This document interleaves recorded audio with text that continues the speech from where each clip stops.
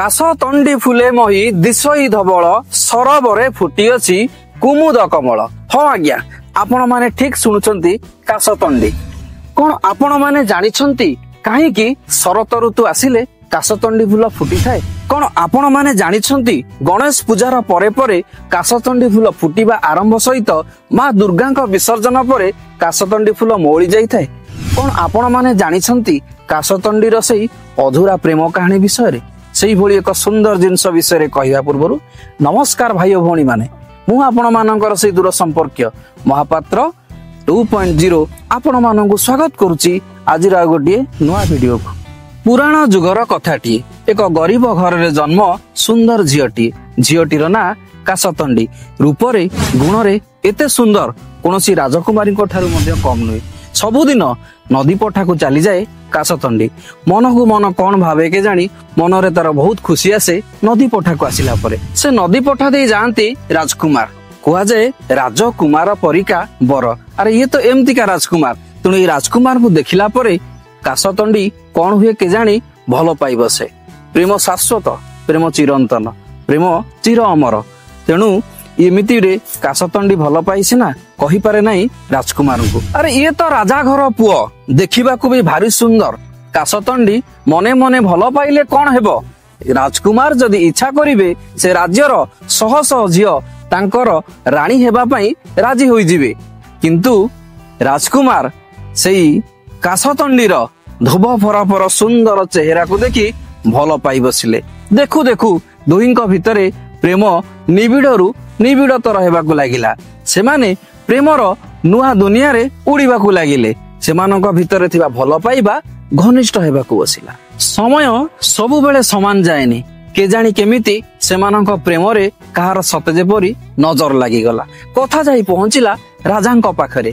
ରାଜା ଆଦେଶ ଦେଲେ, ହେ ସୈନ୍ୟଗଣ, ତୁରନ୍ତ ଯାଅ ଆଉ ରାଜକୁମାରଙ୍କୁ ରାଜମହଲକୁ ନେଇ ଆସ। ସାଙ୍ଗେ ସାଙ୍ଗେ ସୈନ୍ୟମାନେ ଛୁଟିଗଲେ ନଦୀ ପଠାକୁ।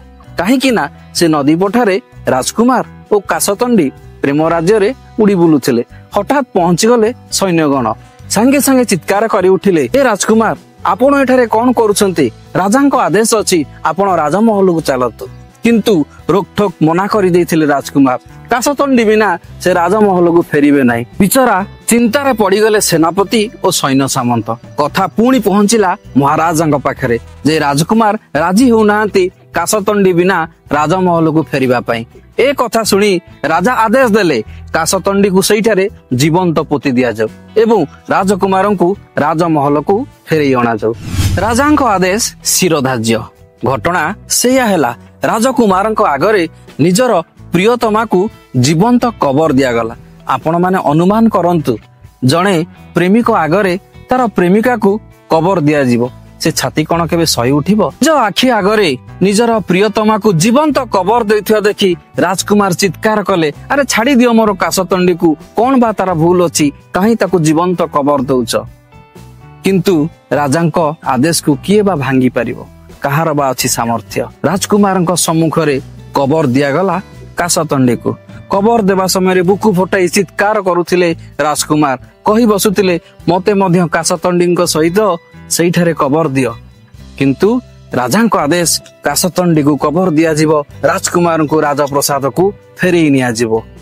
ଏଇତିକି ବେଳେ ରାଜକୁମାର ମଧ୍ୟ କହି ଉଠିଲେ, ତୁମେ ଚାଲି ଯାଉଛ କାଶତଣ୍ଡି, କିନ୍ତୁ ତୁମ ପରେ ପରେ ମୁଁ ମଧ୍ୟ ତୁମ ସହିତ ସେଇ ଜାଗାକୁ ଫେରିଯିବି। ମରିବାର କିଛି ସମୟ ପୂର୍ବରୁ ଶପଥ କରେଇ ନେଲେ କାଶତଣ୍ଡି। କହିଲେ, ହେ ରାଜକୁମାର, ତୁମେ ଯଦି ସତରେ ଭଲ ପାଉଥିବ, ତୁମକୁ ଆମ ଭଲ ପାଇବାର ରାଣ। ତୁମେ କୌଣସି ଭୁଲ ନିଷ୍ପତ୍ତି ନେବ ନାହିଁ।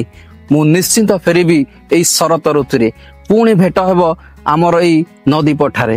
ସେଇ ଦିନ ଠାରୁ ଶରତ ଋତୁ ଆସିଲେ କାଶତଣ୍ଡି ଫୁଲ ଫୁଟିବା ଆରମ୍ଭ କରିଥାଏ। ଭଗ୍ନ ହୃଦୟକୁ ସାଥିରେ ଧରି ଫେରି ଆସିଲେ ରାଜକୁମାର ରାଜଉଆସକୁ। ସାରା ଜୀବନ ଅବିବାହିତ ରହିବେ ବୋଲି ବଜ୍ର ଶପଥ ମଧ୍ୟ ନେଲେ ଆଉ ରହିଲେ ମଧ୍ୟ।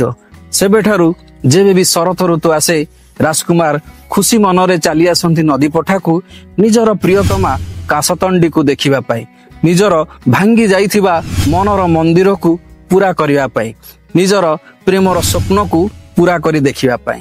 କଣ ଆପଣ ମାନେ ଏ ବିଷୟରେ କିଛି ଜାଣିଥିଲେ?